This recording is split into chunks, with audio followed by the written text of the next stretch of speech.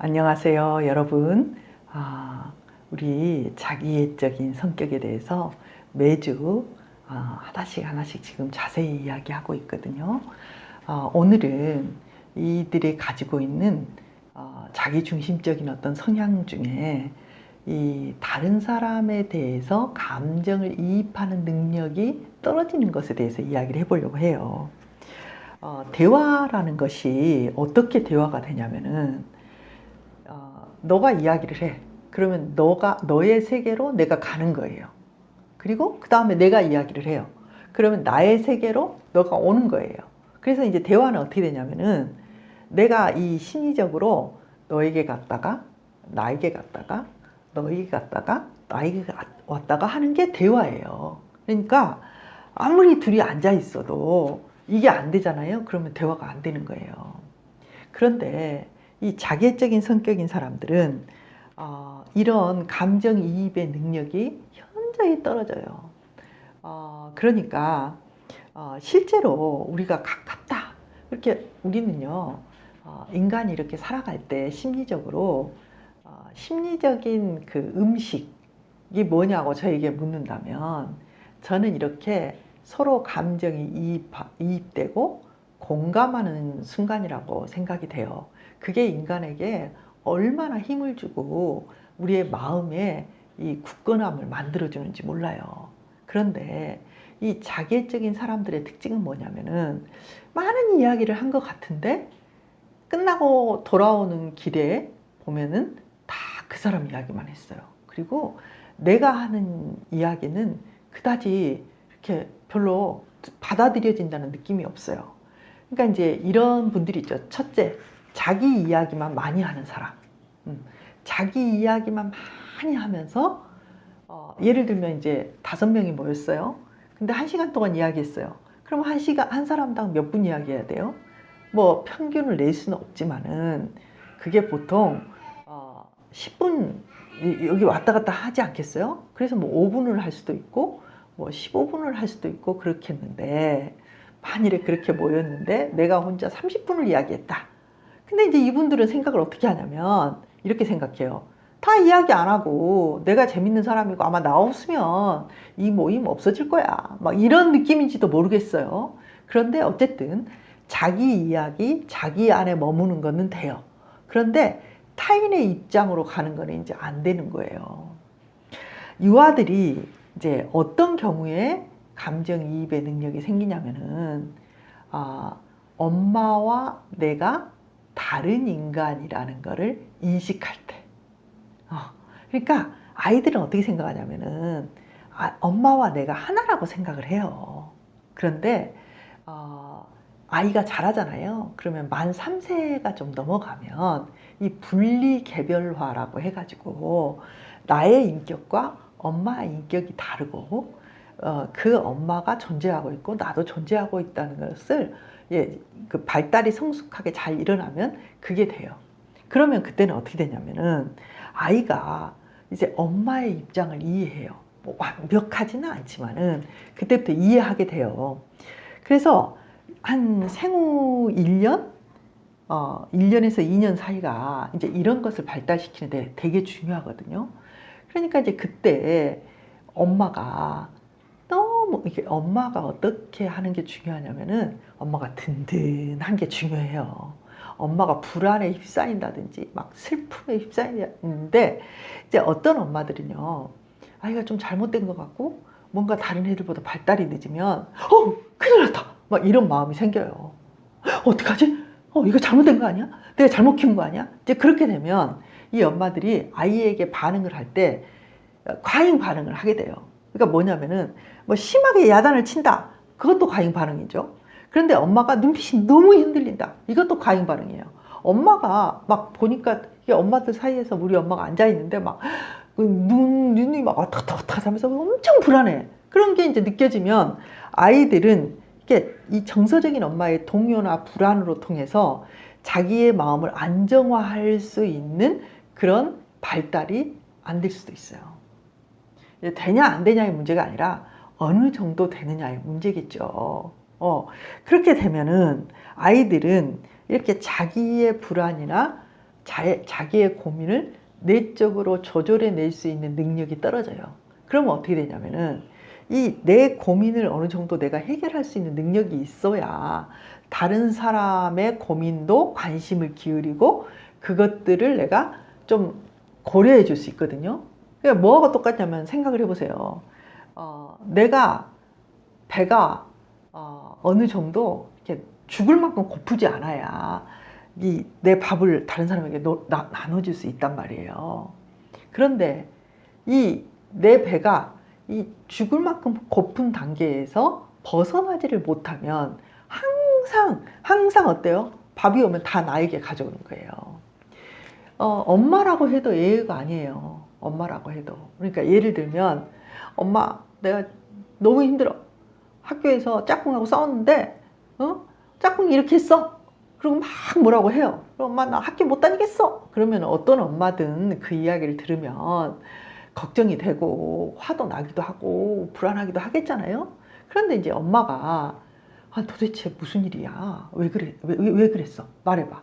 아이고 어떡하냐? 그렇게 말했어? 걔도 그렇게 말했단 말이야? 너 진짜 속상했겠다. 근데 엄마가 걱정도 돼. 너 왜 이걸 이렇게 했어? 이렇게 되면 이 엄마가 지금 뭘 하고 있는 거냐면 이 아이의 입장에서 이 아이 걱정하고 있는 거예요.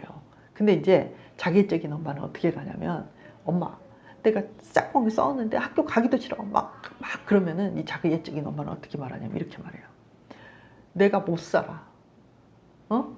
엄마 속상해 죽겠다. 엄마가 그래서 그렇게 하지 말라고 했지. 정말 엄마 속상해 죽겠는데 어떻게 하냐. 막 그러면서 불안을 막 투사하고 그러다가 너 학교에서 또 왕따 되면 어떡하려고 그래? 막 이렇게 가는 거예요. 그러니까 이 엄마는 그 아이의 말을 듣고 마음이 아이에게 가는 게 아니라 자기 마음 돌보느라 정신이 없는 거예요. 그러니까 참 힘들죠. 근데 이제 이런 엄마들이 굉장히 심각한 자기애적인 엄마들이 이제 딸이 이제 커서 어른이 되잖아요. 근데 어떤 집을 봤냐면은 그 엄마가 이제 돈을 버는 것도 아니고 아빠는 일찍 돌아가셨고 이제 딸이 돈을 벌어요. 뭐 여러분 우리가 돈 벌어서 우리 하나 살기도 힘들어요. 엄마 부양하기 힘든데 이 집 딸은 이제 부양하고 사는 거예요. 그런데 이제 이 엄마가 어떤 짓을 하냐면은 카드를 엄청나게 긁어버리는 거예요. 그러면 이 딸은 이거를 막아줘야 되는 거예요. 아니 그러면 안 막으면 되지. 근데 이 엄마 앞으로 아버지가 남겨놓은 지방에 조그만 아파트가 하나 있어요. 서울에 있는 아파트도 아니고. 근데 만일에 여기서 이게 딸이 안 막아주면 그 아파트에 차압이 들어오는 거예요. 신용불량자가 되고. 그러니까 그 지방에 있는 아파트 때문에 이 딸이 번번이 그 카드를 물어주는 거예요. 그래도 이 엄마는 큰 소리 쳐요. 저는요, 이 자기애적인 부모가 자식들에게 자식들의 입장을 아파하고 그 자식들이 돈을 쓰는데 어떡하냐. 이렇게 잘 안 하는 부모들, 자기애적인 부모 저 많이 봤어요. 아이가 돈이 생길만 하면 내 냉장고 바꾸고, 아이가 돈이 생길만 하면 내 코트 하나 사고, 아이가 돈이 생길만 하면은 딩체 바꾸고, 이런 부모들 많거든요. 근데 너무 신기한 게 이 자기애적인 부모 밑에서 자란 아이들은요, 그렇게 해주는 거를 굉장히 당연하게 생각을 해요. 왜냐하면 아주 어렸을 때부터 엄마 입장에서 생각하고 엄마가 힘들다는 걸 해결해주는 그런 패턴으로 아이가 살아왔기 때문에 그런 것을 많이 합니다. 네. 그래서 그런 부분들이 참 힘들어요. 여러분 감정이입 능력이 없는 사람이 이렇게 착취하고 그것들을 자기 입장에서 다 가져가고 그 딸의 입장조차도 그 마음속에 감정이입이 안 되는 거예요. 그 애가 어렵게 월급 받아가지고 그 적금도 들어야 되고 결혼도 해야 되는데 그런 거는 상관이 안 되는 거예요. 그래서 가서 또 긁는 거예요. 그런 것들이 일생 동안 반복됐어요, 여러분. 이 공감 능력이 있다는 거는요, 사람을 이렇게 착취하지 않고 또 사람들의 아픔 때문에 내가 함부로 행동을 못해요. 그러니까 범죄자들이 굉장히 많은 이런 범죄를 저지르는 이유 중에 하나가 뭐냐면 이 공감 능력이 부족하기 때문이에요. 여러분 생각해 봐요. 여러분 누구 이렇게 한 대 때리려고 해도요. 물론 후환이 두렵기도 하지만 여러분 우리 애들 야단 한 번 하고 모진말 하고 나면 어때요? 너무 마음 아프잖아요. 왜요?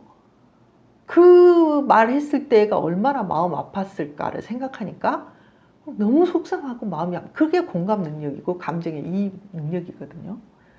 그런데 여러분 이들은 이런 공감 능력이 현저히 결여돼 있고 이게 안 되는 거죠. 관계에서도요. 저번 시간에도 이야기했지만은 타인의 어떤 감정이나 흥미나 그 사람의 손해에 대해서 고려하지 않고 뭔가 이렇게 기울거든요. 결국 점점 처음에는 잘 모르는데 관계에서 이렇게 점점 기울어 가요. 그런데 보통 연애에서 그런 일도 일어나고요. 제일 문제가 뭐냐면 자기 애적인 부모 밑에서 자란 애들은 그런 감각 자체가 없다는 거예요. 기울어져 있는 감각 자체가 없어요. 왜냐하면 굉장히 어렸을 때부터 익숙한 거니까요.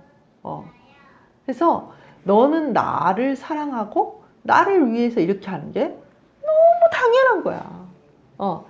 너는 나에게 끝없이 이런 것들을 해줘야만 해. 하는 우리 그런 거 있잖아요. 가스라이팅이라고 하잖아요. 그 가스라이팅에 익숙해진 사람들이에요. 그래서 이 사람들은 어떠냐면은, 저는 그런 경우도 많이 봤어요. 이렇게 굉장히 자기애적인 엄마 밑에서 자라서 되게 착취를 당하고 착한 그런 사람이 이제 사회에 나오잖아요. 그러면요, 그 자기애적인 사람들이 귀신같이 알아보고 옆에 이렇게 들어붙는 사람들이 자기애적인 사람들이에요. 그런데 이분들이 그런 지각 능력이 없어요. 내가 왜 그렇게 해야 돼? 그런 균형을 잡는 능력이 없어요. 왜냐하면은 익숙하니까요. 익숙하니까. 그리고 심지어는 착해야 된다고 생각하고 이렇게 참고 잘해주는 게 착한 거라고 착각하시는 분들이 꽤 많아요. 여러분 그렇지 않아요. 누군가가 나를 착취하게 하잖아요. 그러면은 그 사람도 잘못을 하는 거고요. 당하는 나도 그런 잘못이 계속 반복되도록 돕는 거예요. 가장 좋은 선한 거는 뭐냐면 옳은 방향, 적절한 방향에서 내가 딱 서잖아요. 그러면은 과잉되게 막 착취하려는 사람들이 내 앞에서 오면 딱 서는 거예요. 그러면 그도 죄를 덜 짓게 되고 나는 그것들을 선하게 지키는 사람이 될 수 있는 거예요. 그러니까 여러분 그 적절한 선이 어디인지를 깨닫고 거기에 서 있는 것도 선한 것이에요. 거기서 밀려가지고 과도하게 잘하는 것도 그것도 악일 수 있어요. 그게 이 사회를 선하게 만들지 않아요. 아시겠죠, 여러분? 여러분 오늘 여기까지 하고요. 다음 시간에도 몇 시간 더 자세히 알아보도록 할게요. 다음 주에 또 만나요.